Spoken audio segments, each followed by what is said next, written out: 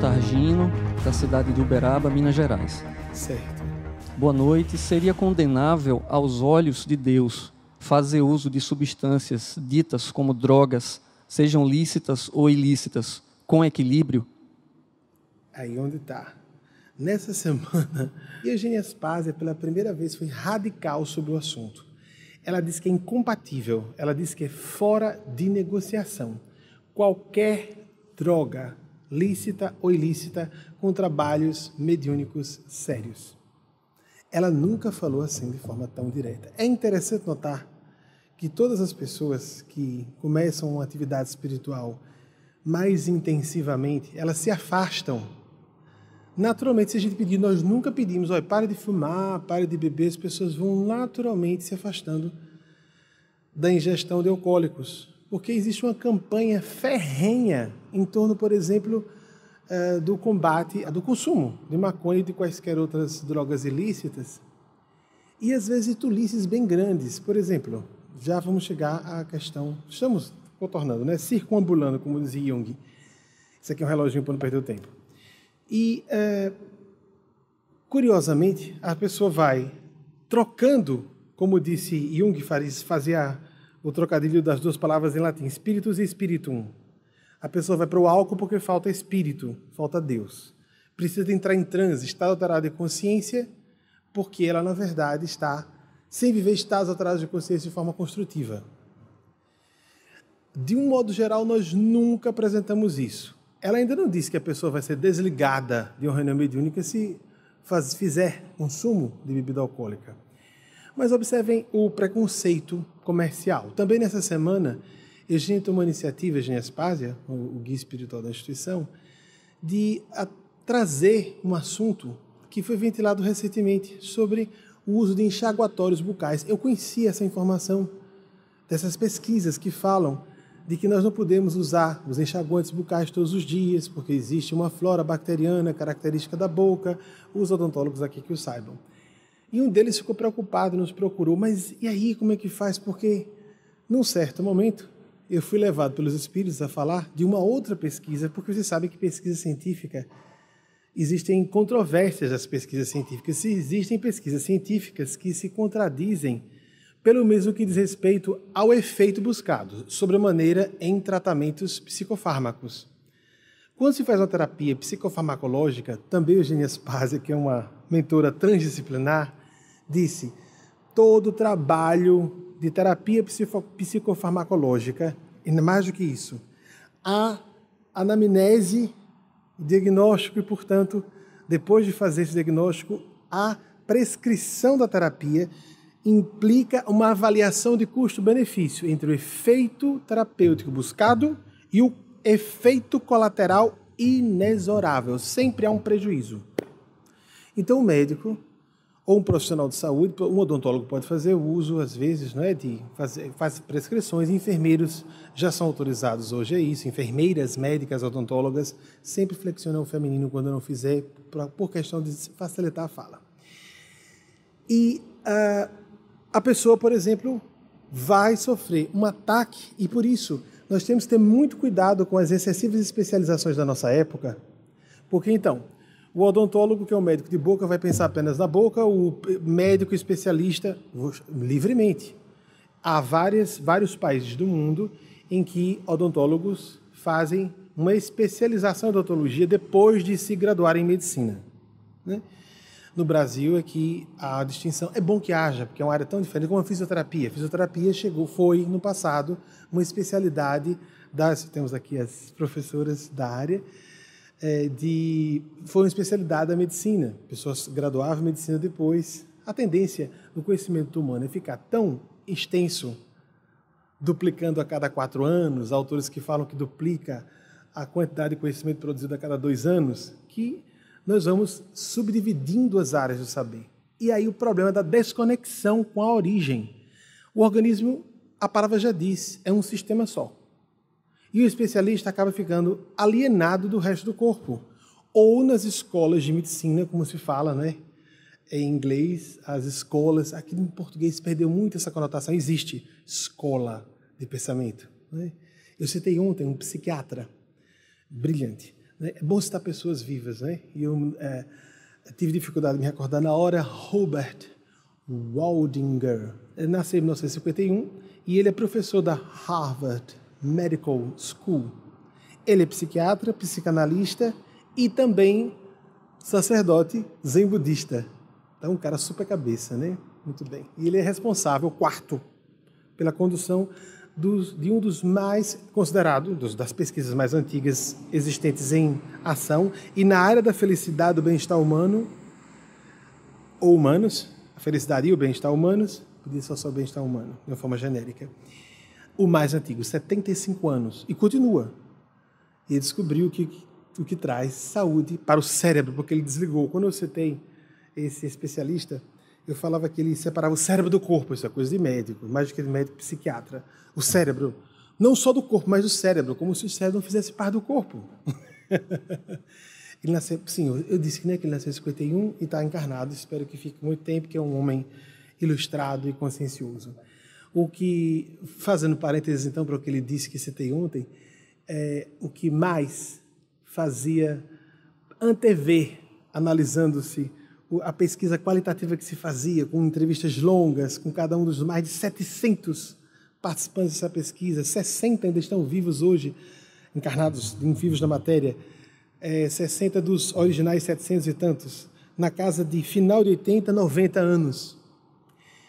Não era índice de colesterol, de triglicéridos ou qualquer coisa assim, era a profundidade, a qualidade dos laços afetivos. Médico, psiquiatra, professor da Harvard Medical School.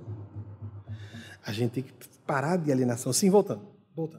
Então, mas muito corretamente, essa pessoa veio me provocar, um dos odontólogos, e Eugênia Spazia, eu estava com isso na cabeça, Eugênia Spazia não falou, porque os espíritos haviam pedido, porque pessoas que têm tonsilite, ou facilidade, o que se chamava de amidalite no passado, né?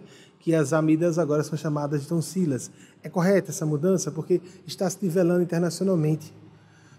Os termos, estão se nivelando os termos técnicos para não haver confusão e trazendo para a base latina. Então, hoje, a amígdala só no cérebro, a amígdala cerebral, que se dizia antigamente, as amígdalas e as amígdalas cerebrais. Agora, são tonsilas e amígdalas, as amígdalas só são do cérebro.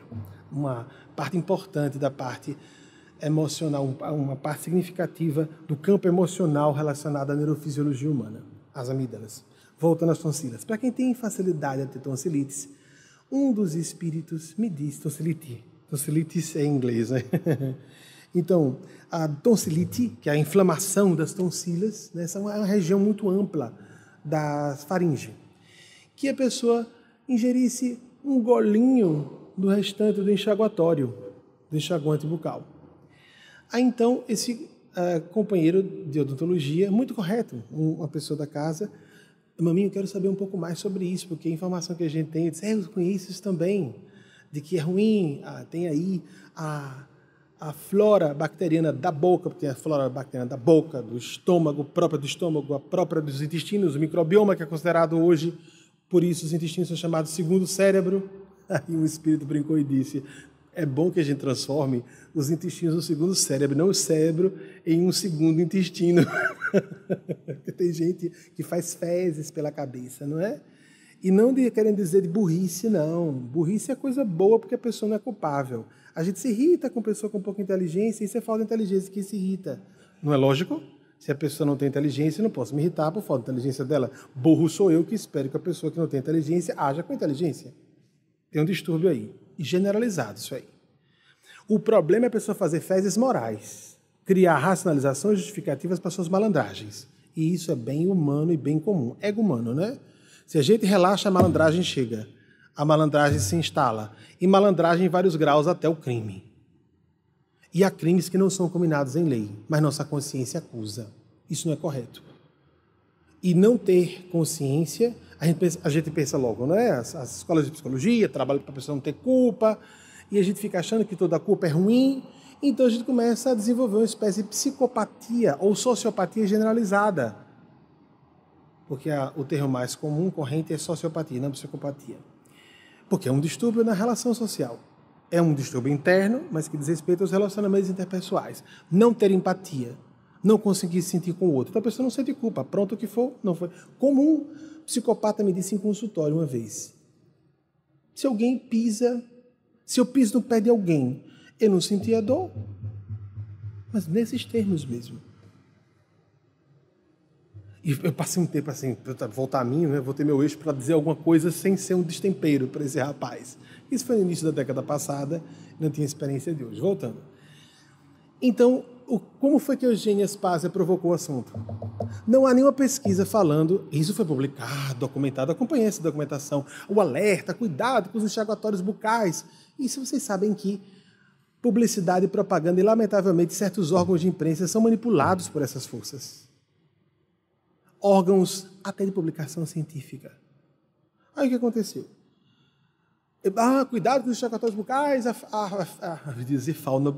Acho que a gente tem fauna na boca mesmo, né? Uns bichos que saem, não só fezes, mas bichos também. A flora bacteriana da boca. Não há nenhuma pesquisa falando sobre o desastre, a devastação que o álcool causa na mucosa bucal. Vocês já viram alguma coisa sobre isso?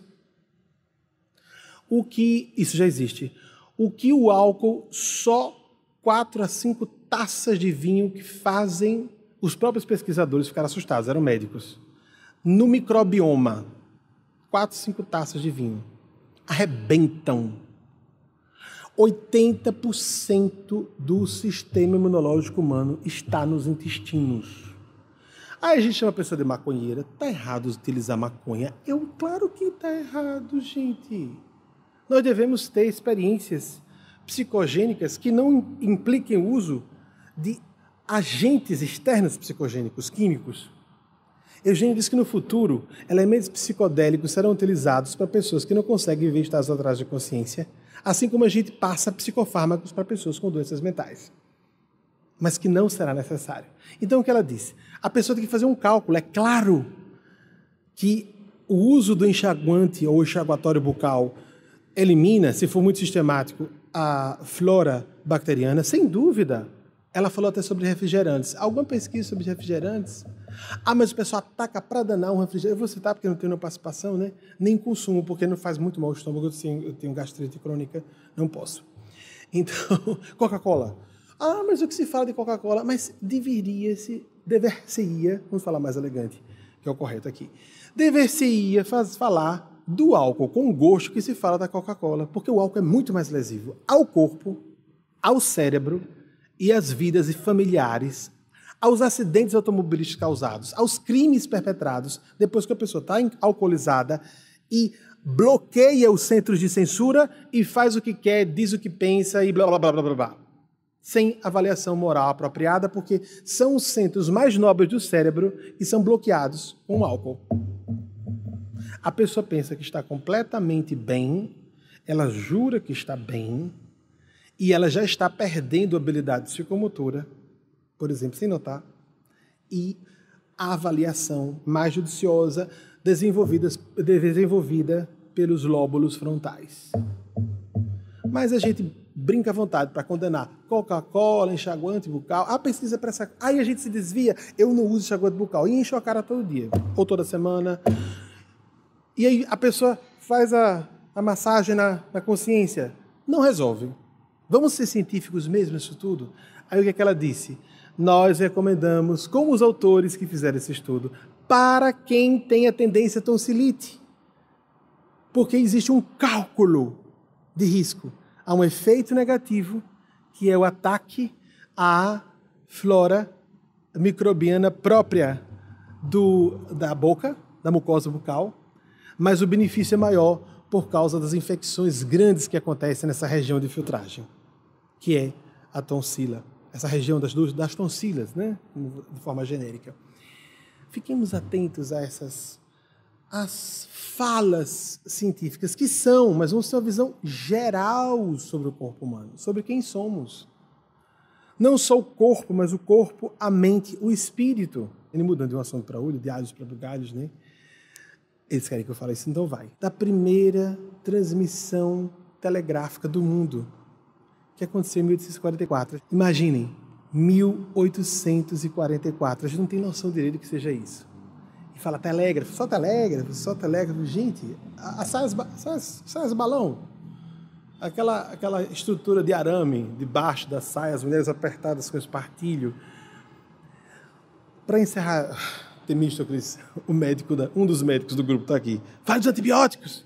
Alguém tem dúvida que antibiótico é necessário? Antibiótico é um antibio. É um veneno contra a vida. Antibiótico. A pessoa ingere uma coisa contra a vida. Mata os micro-organismos e mata um pouco do corpo junto. E principalmente do microbioma de novo. A primeira lesão começa no microbioma, no aparelho digestivo, no trato intestinal principalmente. Mas o corpo todo é afetado. Nós estamos com problemas seríssimos internacionais. Esse ano, 2017, houve um avanço assustador de novo das superbactérias pelo uso indiscriminado de antibióticos no mundo inteiro. Inclusive, o uso preventivo. Chega, toma antibiótico, mas a cirurgia, o que foi, é prática. Né? Mas o que fazer? Robert Waldinger. Certo, slide pronto? Tá bom, que bom que o nome está certo. E a data dele, 1951. Muito obrigado. Nascido em 1951. Pegou logo em inglês, né? Estudo da 75, exatamente, na Universidade de Harvard. Pronto, tá bom, obrigado. Já não vou ficar lendo, a gente fica, né? O leitor compulsivo de... Não, compulsivo não, isso não é uma coisa ruim, é boa, né? Nós, leitores veteranos, ficamos, quando o assunto é sério, a gente já vai, sei que ele lá vai, a gente é atraído, né? Não pode o cara ficar atraído por uma anca, né? Vou dizer ancas para usar uma palavra mais feia. Passa uma anca, aí o cara desconcentra. Eu tinha um colega na faculdade, quando passavam ancas destacadas, ele se desconcentrava, perdia o fio da meada toda vez. E como tinha muitas moças bonitinhas e arrumadinhas, jovens, né? Aí ficavam passando, ele se desconcentrava a cada 3, e não era... tem gente que faz isso para dar uma de eu sou muito, e isso é suspeito. Não, ele era mesmo, ele fazia pena, fulano, ficava esperando ele voltar. Fulano. Ele perdia o fio da meada da conversa 4, 5 vezes, e a gente tinha que sair do corredor, aquele corredorzinho da faculdade. Que ficava o pessoal desfilando, né? Tem gente que vai desfilar também na faculdade, que é um lugar bom para se casar. Sério. Para se encontrar relacionamentos duradouros. Quais os ambientes mais apropriados? Lugar que tem a ver com afinidades. Falam os estudiosos. As pessoas vão para barzinho, para boate, para night. É o lugar melhor, em termos percentuais, para não encontrar parceiros ou parceiras para relacionamentos sérios. Pode acontecer, mas é o último lugar por estudos. Estatística. Quais são os relacionamentos duradouros? Pessoas indicadas por amigos, encontradas na faculdade, encontradas em ambientes profissionais, encontradas em igrejas. Aqui. Encontrar o casamento num ambiente onde as pessoas pensem parecido. Agora, para a aventura sexual, o lugar certo nem a faculdade vai se distrair. Nem o bem trabalho, pode ter até problemas aí de assédio. Nem muito menos a igreja, que aí também é adulteração do propósito. Mas para casamento, para namorar sério e buscar uma pessoa, para relacionamento sério, é o lugar ideal. Um dos melhores é o ambiente espiritual religioso. Vejam quanto preconceito, não é? Que absurdo. Voltando. Onde estávamos? Em Baltimore. O que Baltimore tem a ver com isso? Foi a primeira linha de telégrafo entre Washington, D.C. e Baltimore, que na época eram distanciadas estupidamente, hoje formam um só conglomerado urbano. A primeira transmissão telegráfica com código Morse, Samuel Morse, 1791, 1872. Eu falei com uma de vocês essa semana, a Eugênia disse, pois está errado, que bom que você está falando. Eu não vou ficar citando, um absurdo, que coisa pernóstica, cita data, cita não sei o que, blá, blá. Eu disse, não, fale. E ela diz os argumentos e dessa vez está certo, se vier a mente eu falo, se falar eu digo, blá, blá, blá. Se falarem eles eu digo aqui, né? Que viveu entre isso é uma bobagem, tem internet para isso, né? Não precisa, mas vamos lá, 1791 a 1872, e em 1844 ele lançou essa linha telegráfica e começou a pressionar as pessoas que tinham poder para fazerem, a isso eu fiquei pasmo quando tive acesso, o primeiro cabo submarino de ligação telegráfica, submarino, hoje o mundo inteiro interligado, né? Por cabos submarinos. A internet toda é assim, submarina. Na sua maior parte, os entendidos em TI sabem disso. Mas o primeiro cabo foi, pela terceira tentativa, foi instalado em 1858, antes da Guerra da Secessão eclodir. Estávamos ainda na época dos salões, dos partilhos e dos leques. havia escravagismo nos Estados Unidos e no Brasil. E já havia cabo submarino ligando Nova York a Londres. Então a notícia acontecia em Londres, na manhã seguinte saía no jornal norte-americano de Nova York ou Chicago, das grandes cidades, por exemplo. Não é impressionante isso? Foi utilizado submarino na Guerra da Secessão. Não era o submarino como hoje, né, que submerge completamente. No século XX, por exemplo, já foi assim. Então, mas por que dizendo isso? Porque a gente não faz ideia dos saltos tecnológicos que estão para acontecer. E a tecnologia começa a bater no psíquico, no espiritual cada vez mais. Nós vamos chegar lá e chegar lá, pô! A física avança, avança, avança, que é sempre a física que estava arrastando. Durante séculos a física avançou a ciência, e foi a física quem primeiro começou a falar desse oceano de consciência subjacente em que estamos todos imersos. E que ninguém sabe o que é. Esse oceano de consciência, inteligência, informação subjacente, que tudo rege, que tudo coordena. Aí a medicina, em suas alas mais avançadas, a psicologia, principalmente as que são transpessoais, começam a conectar-se com a física de subpartículas e seus desdobramentos filosóficos mais avançados. E Jung, que era condenado no século XX, começa a ser revisto. Vamos ver se a gente sai um pouquinho da Maria Fumaça do século XIX, né? Maria Fumaça, locomotiva a vapor. Ai, cruzes, vai, tá certo. Pode ter mais uma citaçãozinha, gente. Aparece, eu prometi que hoje que aparecesse na frente eu diria. Em 1804, na Inglaterra, foi feita a primeira experiência com locomotiva, arrastando 5 vagões com 10 toneladas, 70 pessoas, a velocidade de 8 km por hora. Tá bom, ótimo. Então isso foi em 1804. Nós estamos em 2018. 214 anos, não vamos ficar na Maria Fumaça dos preconceitos do século XIX, né? Que mulher decente, mulher digna é a mulher casta pura, com lacre na porta da vagina. Não é na porta, no conduto vaginal, porque a vagina é estreita, né? É curtinha, quero dizer. Estreita não necessariamente. Mas, só para brincar com vocês. O lacre. Eu vi uma professora dizer em sala de aula: meus filhinhos e minhas filhinhas, assim mesmo, no século XX, viu, gente? Não foi Idade Média, não. Quando vocês vão aos supermercados, e isso dito por todas as pessoas, há 50 anos, há 70 anos era geral. Quando vocês vão ao supermercado, nas gôndolas do supermercado, vocês pegam algum produto que o lacre foi aberto? Não. Vocês procuram um produto com lacre fechado. Assim também as mulheres. Tem que estar com lacre. Senão vocês perdem valor. Só faltou dizer, no mercado, o casamento. Aí então a moça poderia ter a cabeça porca, com as mãozinhas, a boquinha, os ouvidos, fazer o que quiser, mas se tivesse aquela pelezinha que até em cirurgia se pode fazer, com cirurgia se pode dar um jeitinho, tem cirurgia plástica para isso, vocês acreditam? Botar o lacre de mentirinha? Gente, que loucura. E as meninas que nascem sem? E na França, que por lei se já retira na maternidade, olha, tira esse negócio logo, pronto. Ninguém vai saber se você usou ou não usou, isso é um assunto seu. Não é uma beleza isso, é uma violência com o bebê. Mas não se fura o bebê, fura a orelhinha, pode. Ali, não, preserve. As moças andavam de bicicleta de bandinha, lembram disso? Andavam de cavalo de bandinha, sabem por quê, não é? Porque se abrir as pernas, se rasgar o ímen, como será? O que será dela? Na hora da noite de núpcias e o rapaz perceber que está tudo fácil para entrar e não sangrar na hora da ruptura do ímen. Deflorando a moça. As palavras. Cruzes, cruzes. Tem gente que sustenta ainda hoje isso.